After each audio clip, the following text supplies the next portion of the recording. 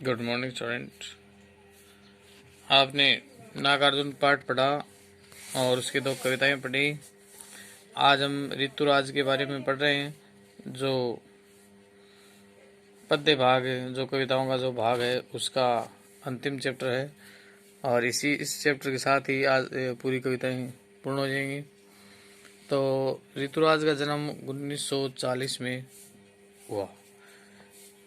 जीवन परिचय। ऋतुराज का जन्म 10 फरवरी सन 1940 को भरतपुर में हुआ।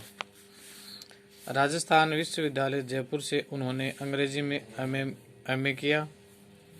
40 वर्षों तक अंग्रेजी साहित्य के अध्यापन माने पढ़ाना। अध्यापन के बाद अब सेवानिवृत्त होकर वे जयपुर में रहते हैं। उनके अब तक 8 कविता संग्रह प्रकाशित हो चुके हैं, जिनमें एक मरण धर्मा और अन्य पुल पर पानी, सूरत निरत और लीला मुखारविंद प्रमुख है। उन्हें सोमदत्त परिमल सम्मान, मीरा पुरस्कार, पहल सम्मान तथा बिहारी पुरस्कार मिल चुके हैं। मुख्य धारा से अलग समाज के हाशिए के लोगों की चिंताओं को ऋतुराज ने अपने लेखन का विषय बनाया है।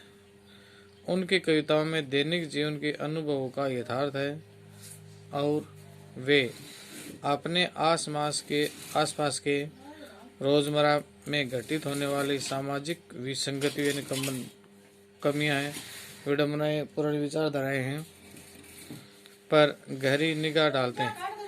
यही कारण है कि उनकी भाषा अपने परिवेश और लोक जीवन में से जुड़ी हुई है। कन्यादान कविता में माँ बेटी को स्त्री के परंपरागत आदर्श रूप से हटकर सीख देती है। तो कवि का मानना है कि समाज व्यवस्था पर स्त्रियों के लिए आचरण संबंधी प्रतिमान गढ़ लिए जाते हैं। वे अब आदर्श के मुखौटे में बंधन होते हैं। कोमलता और गौरव में कमजोरी का उपाध छिपा रहता है। लड़की जैसा नहीं दिखाई देने में इसी आदर्शीकरण का प्रतिकार है। बेटी माँ के सबसे निकट और उसके सुख दुख की सहेली होती है। इसी कारण उसे अंतिम पूंजी कहा जाता है। तो बेटी को माँ के लिए अंतिम पूंजी कहा गया है क्योंकि वे सबसे निकट और सुख दुख की सहेली होती है, और इसलिए इसी कारण उसको क्या कहा है, अंतिम पूंजी। कविता में कोरी भावुकता नहीं बल्कि माँ के संचित अनुभवों की पीड़ा की प्रामाणिक अभिव्यक्ति। इस छोटी सी कविता में स्त्री जीवन के प्रति ऋतुराज की गहरी संवेदना अभिव्यक्त हुई है। तो ऋतुराज ने कन्यादान कविता के अंदर और आदर्श स्थापित करने के लिए अपनी कविता लिखी है, जिसका नाम है कन्यादान। यानी व्यक्ति अपने जीवन में अनेक दान करता है, और जब दान करने की परंपरा भारत में या हर जगह रही है, लेकिन उनमें कन्यादान जो कविता है या कन्यादान है वो एक महादान है। क्योंकि जब माँ है अपनी पुत्री को जन्म देती है और उसको दान स्वरूप भेंट करती है, तो उस दान को कवि ने कन्यादान बताया। कितना प्रामाणिक था उसका दुख, लड़की को दान में देते वक्त जैसे वही उसकी अंतिम पूंजी हो। तो कवि ने बताया कि कितना प्रामाणिक था, श्रेष्ठ था कि उसका दुख जब उसने लड़की को दान में दिया था, और उसको अंतिम पूंजी है वो कवि के अनुसार कहा गया है कि बेटी का कन्यादान करते समय माँ दुखी है। उसे लग रहा था मानो वो अपने जीवन में संचित अंतिम पूंजी से बिछुड़ रही है। इसलिए ये एक प्रामाणिक माना गया है, यह वास्तविक माना गया है, जिसमें हर कन्या को माता को गुजरना पड़ता है या वहाँ से जाना पड़ता है। लड़की अभी सियानी नहीं थी, अभी इतनी भोली सरल थी कि उसे सुख का आभास तो होता था, लेकिन दुख बाँचना नहीं आता था। पाठ्यिका के धुंधले प्रकाश की, तुक तर्कों और कुछ लयबद्ध पंक्तियों की।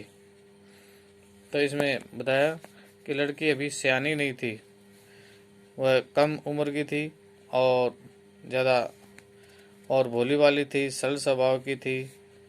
इतनी भोली थी और सरल थी, यानी भोली और सरल थी कि उससे सुख का आभास तो होता था, यानी सुख को तो वह जानती थी। जीवन में जो कठोर सच्चाइयाँ हैं उनका ज्ञान उनको नहीं था, यानी दुख बाँचना नहीं आता। और पाठ्यिका थी वह धुंधले प्रकाश की, कुछ तर्कों और कुछ लयबद्ध पंक्तियों की। उसके मन में वैवाहिक जीवन के सुखों की एक अस्पष्ट तस्वीर थी, लेकिन उसे दुख और समस्याओं से अपरिचित थी। कम आयु और भोले स्वभाव के कारण आगामी जीवन उसके लिए धुंधले प्रकाश में पढ़ी जाने वाली कविता के समान था। इसकी तुक और लय में बंधी सुगत पंक्तियों को ही वह पढ़ने और समझने में समर्थ थी। अभी उसे जीवन के कड़वे अनुभवों का ज्ञान नहीं था।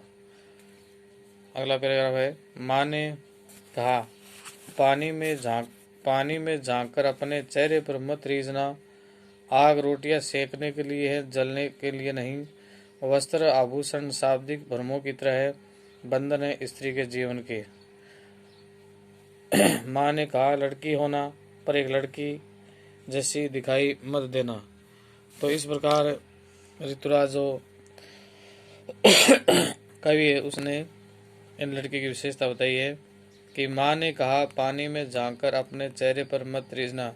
जैसे पानी के अंदर आप अपनी परछाई को देख सकते हो, इसमें झांककर का मतलब देखना होता है, और रीझना मानी प्रसन्न होना, और जलने के लिए आग लगा कर आत्महत्या करने के लिए शाब्दिक भ्रम, इसका भ्रम में डाल देने वाले शब्द लड़की जैसी, यानी कमजोर या दूसरों पर निर्भर।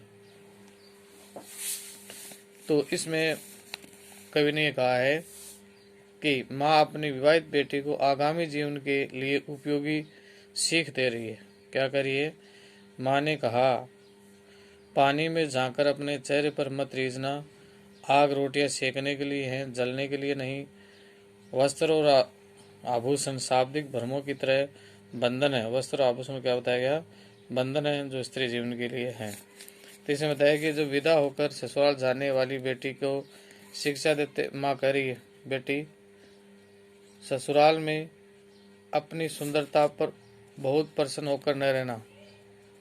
तुम्हारी ये सुंदरता किसी को प्रसन्न करेगी तो किसी को ईर्ष्या का कारण भी हो सकती है।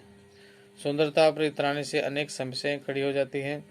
ध्यान रखना, स्त्री के लिए अब आग केवल रोटी सेकने के लिए होती है।